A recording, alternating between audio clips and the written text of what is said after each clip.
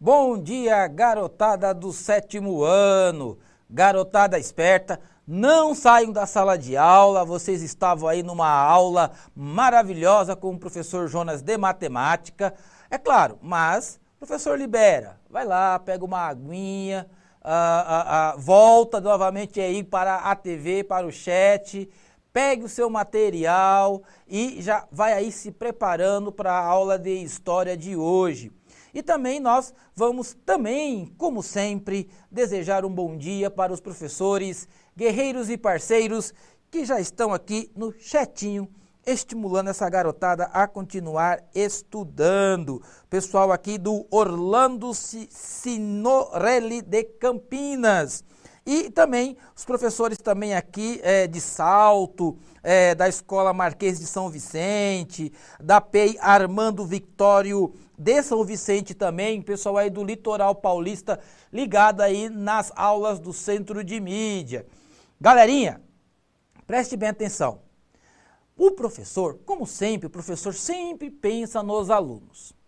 Então, o professor estava pensando naqueles alunos que, por um motivo ou outro, não conseguiram aí acompanhar essa série de aulas sobre o processo da modernidade brasileira.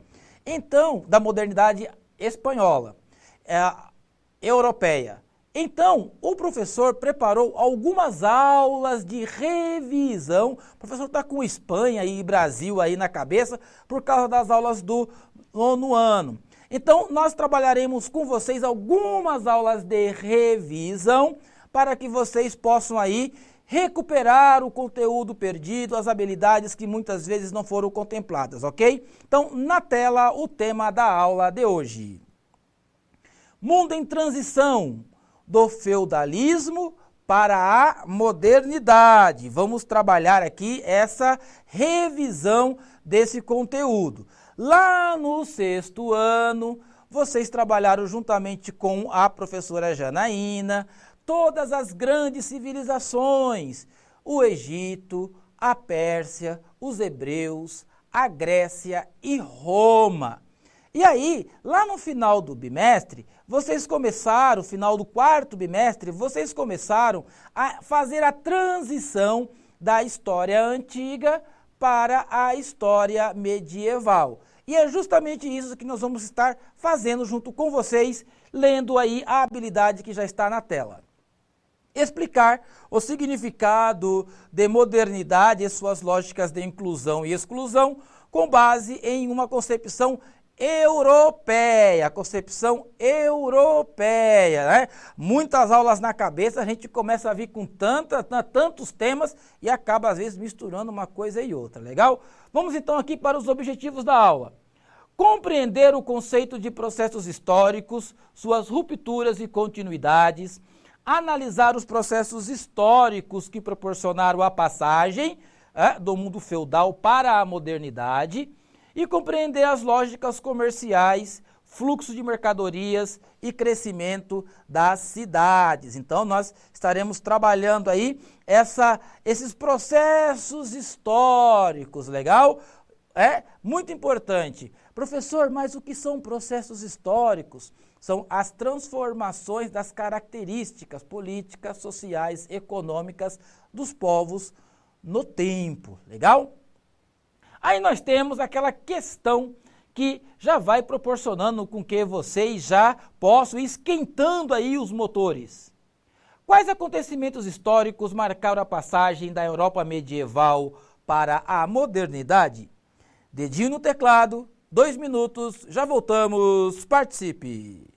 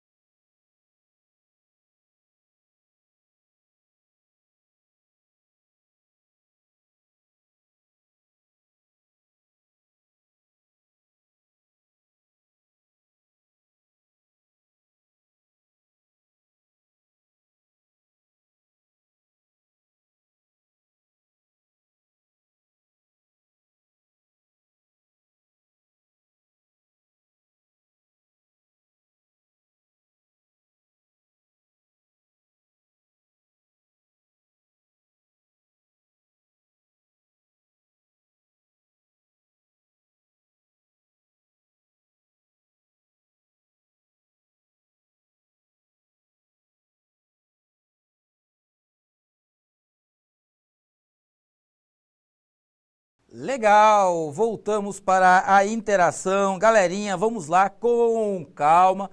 Vamos fazer aí essa aula de revisão para que vocês possam aí aprender o máximo, né, das habilidades que estamos trabalhando. O professor Carlos coloca aqui a questão da burguesia, né, e o renascimento urbano e o renascimento cultural. Muitos professores aqui também, junto com seus estudantes, colocaram iluminismo, mas não é aquele iluminismo lá do 8º ano, do ano que vem, que vocês vão ver no século XVIII.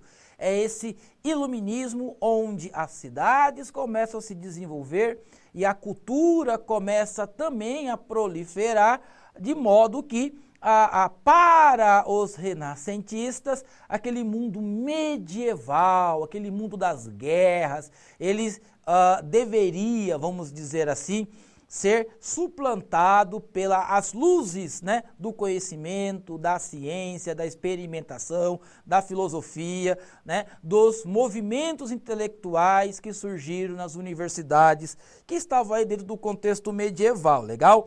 O professor Francisco vai falar aqui das grandes navegações, olha, a chamada, entre aspas, descoberta do Novo Mundo, né, Cristóvão Colombo, Pedro Álvares Cabral, a rota, né, pelo sul da África até chegar às Índias. Então, as grandes navegações marcam também aí essa questão da passagem do mundo medieval para a modernidade. Muitos professores também, juntamente com seus estudantes, colocando renascimento cultural e urbano, e que, na verdade, são essas características que nós sempre colocamos lá na lousa para os estudantes, né? O renascimento urbano e o renascimento cultural. Legal?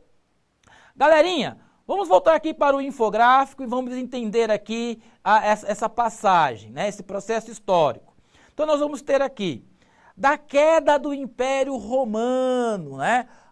Odoacro, líder das ordens bárbaras, destronou aí o imperador Rômulus Augustus. Então, da queda de Roma até a formação das monarquias, lembra lá da princesa Isabel e Fernando de Aragão, que formaram a Espanha, né? Das guerras com os nobres em Portugal, que formou também ali o reino de Portugal. Então, da queda de Roma, passando pelos senhores feudais, até a formação das monarquias, nós teremos aí é chamada de história medieval. Nós teremos aí nesse processo a formação do sistema feudal, a formação de uma sociedade estamental e uma mentalidade mais religiosa, voltada ao teocentrismo, né, a devoção à religião cristã. E da formação das monarquias até o fim do absolutismo, lá no 8º ano, lá para o 8º ano, o fim do absolutismo, nós chamaremos esse período de história moderna.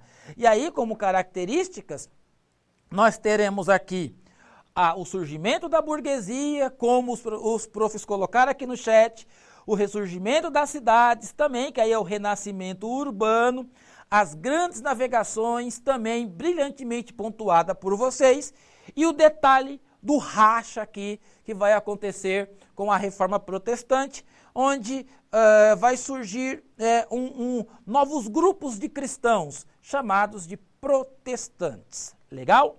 Então, nós temos aí essa passagem, né, do mundo medieval para a modernidade. Muitas transformações foram ocorrendo. E talvez, galerinha, vocês aí que são do 7º ano, galerinha nova, não tenham vivenciado essa passagem. Mas quando o prof aqui tinha a idade de vocês, para conversar com um parente lá em outro município ou até em outro estado, tínhamos que ir lá no orelhão e pegar lá a ficha, né? A ficha para poder colocar lá no orelhão e fazer uma ligação. Os profs que são dessa época, pode colocar aqui, né, no chat, que alcançou aí o orelhão com ficha. A galerinha do 7º ano já nasceu aí na época da tecnologia.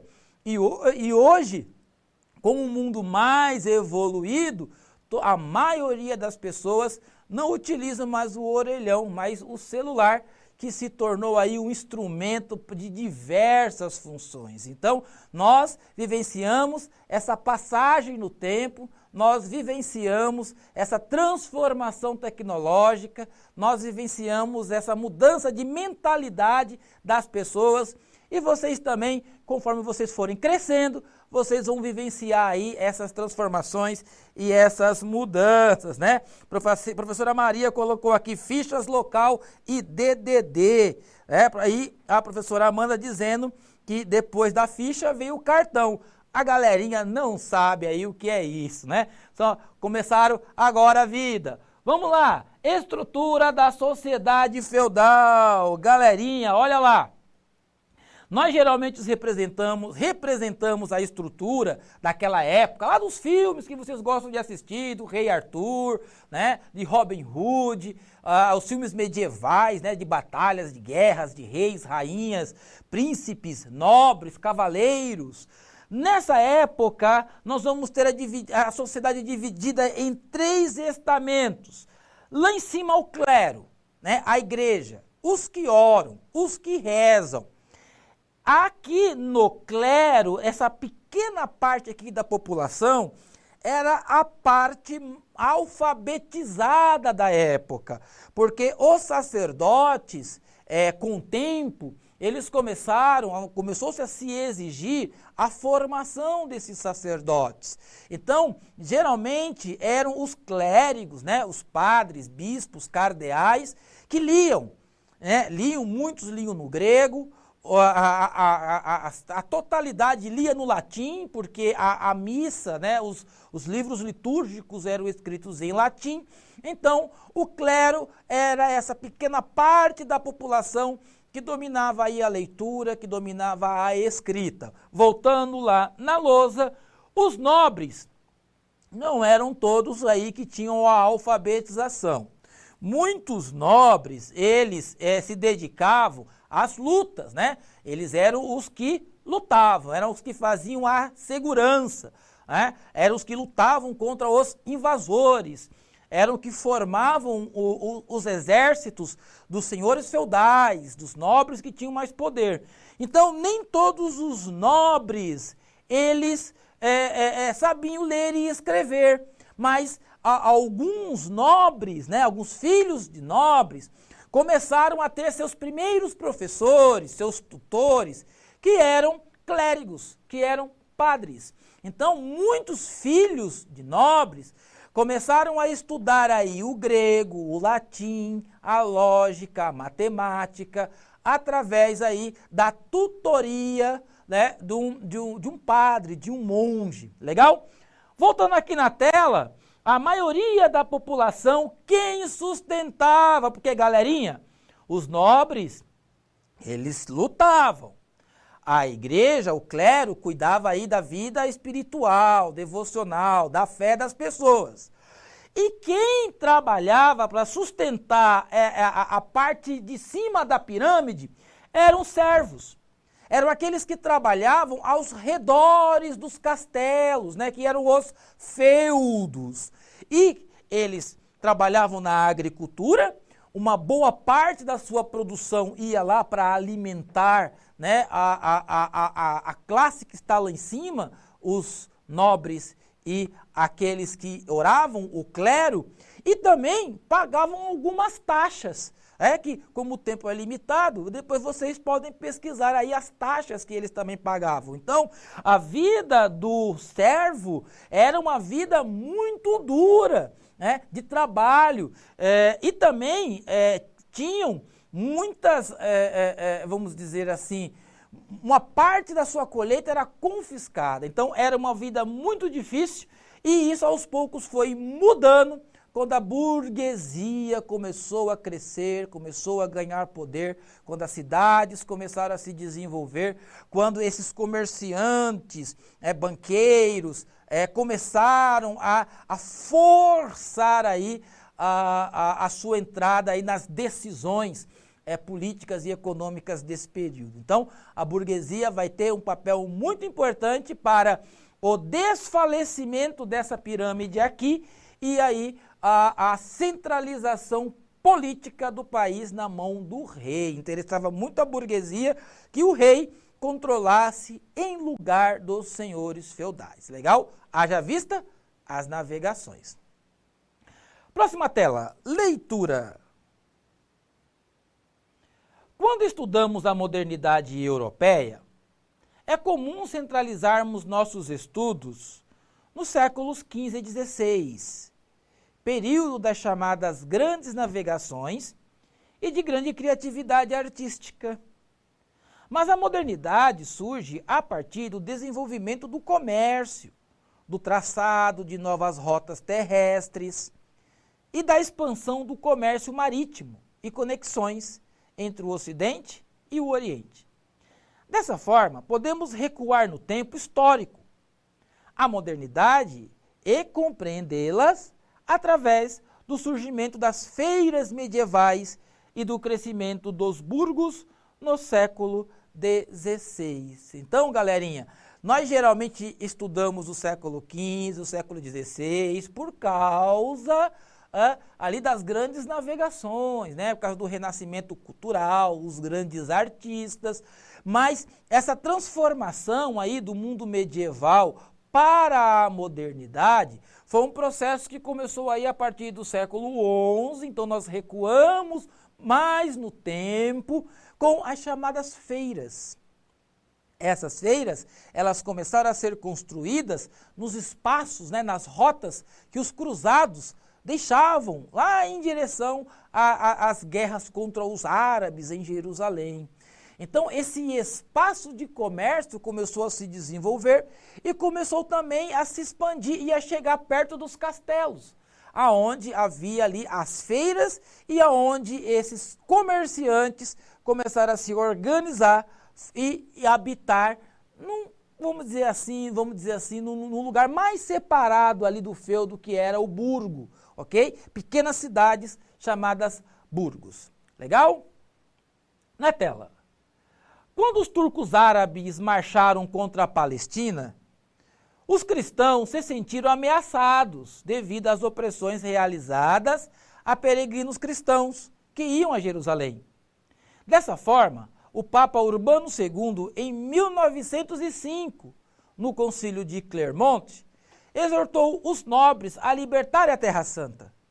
As expedições militares em direção à Palestina ficaram conhecidas como cruzadas, pois o uniforme dos soldados carregava uma cruz vermelha estampada na roupa.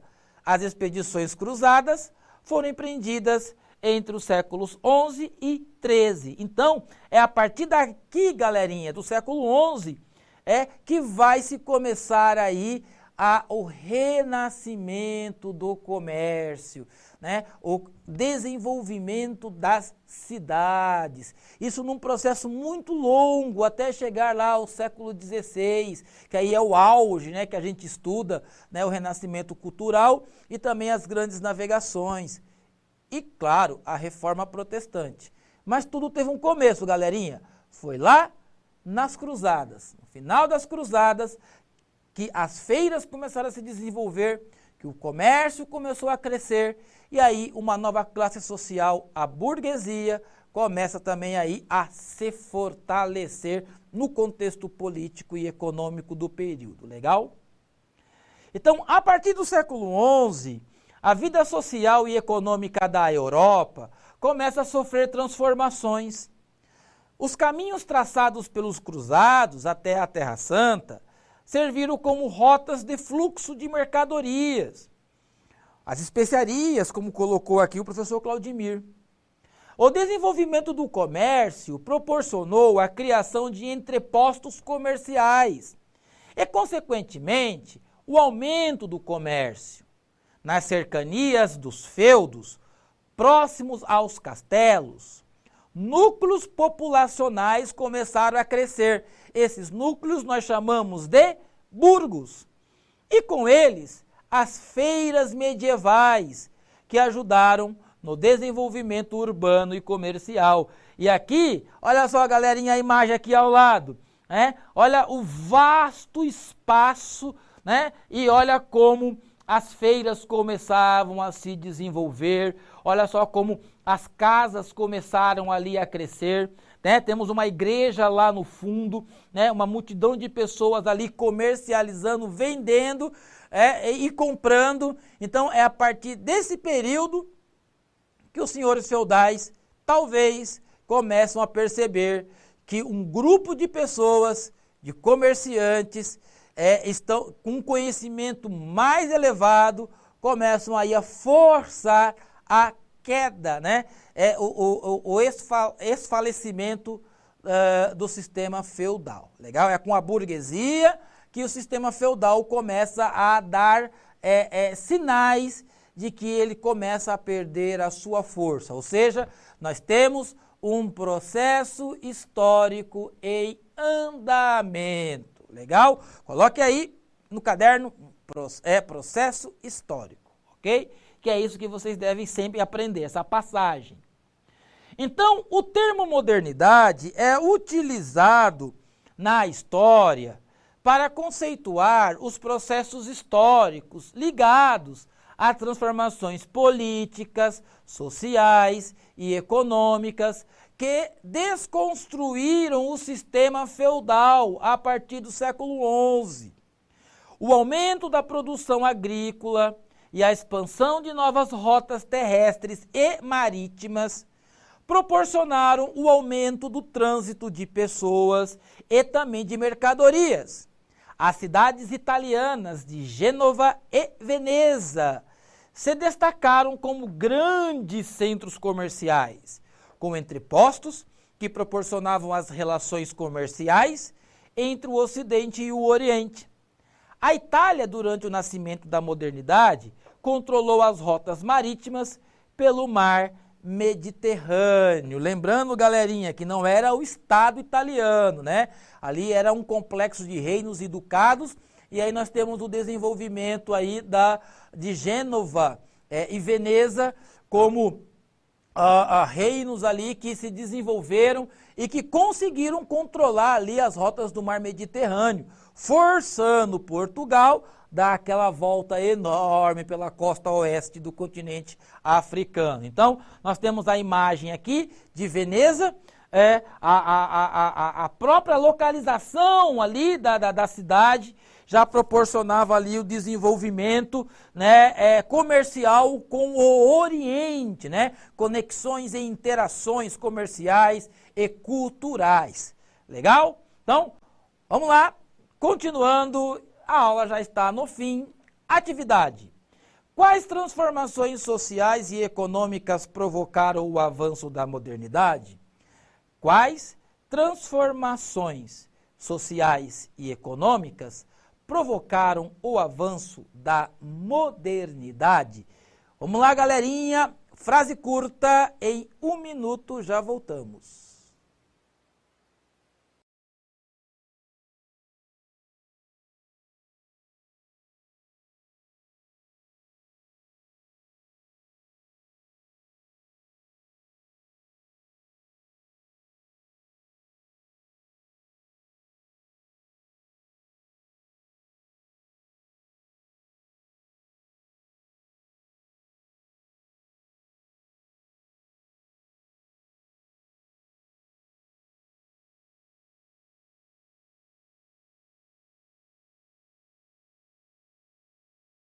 Interação, o pessoal está aqui respondendo aqui as questões, né? O professor Francisco coloca aqui as transformações, né? E o contato com outros povos e outras rotas comerciais, e muitas respostas estão aqui no chat, mas a aula já está acabando. As atividades complementares estão aqui na lousa. Vocês vão assistir aí a animação sobre o crescimento urbano e comercial, vão criar aí os mapas mentais coloridos e organizados sobre o tema, e aí vocês vão elaborar aí as resenhas e os resumos, muito importante aí no caderno, ilustrando-os com os mapas mentais. Então, resenha, resumo, mapa mental, realizando aí essa interação com ilustrações, legal?